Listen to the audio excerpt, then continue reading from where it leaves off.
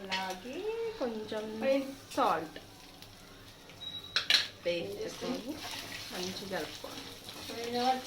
ఇలా మంచిగా ఫ్రై అయ్యాక ఆఫ్ చేసేసుకొని పక్కన పెట్టేసుకోండి. సరే మళ్ళీ కలిపి పిండి పెట్టుకునే నిమ్మకాయ రసాన్ని అన్నంలోకి వేసేసుకోండి. తర్వాత రసాన్ని అన్నంకి బాగా పట్టేలా కలుపుకోండి.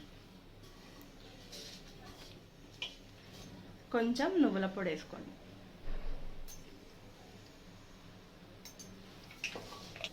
ఇప్పుడు ఈ అన్నంని ఈ బాండిలోకి వేసుకొని మంచిగా కలుపుకోవాలి.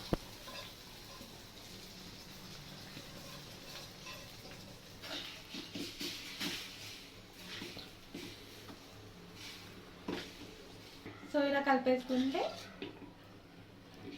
నిమ్మకాయ పులిహోర రెడీ అయిపోతుంది. అంతే, వెరీ సింపుల్. సో టేస్ట్ చేసి ఎలా ఉందో చూద్దాం. చాలా బాగుంది. మాకు చెప్పండి.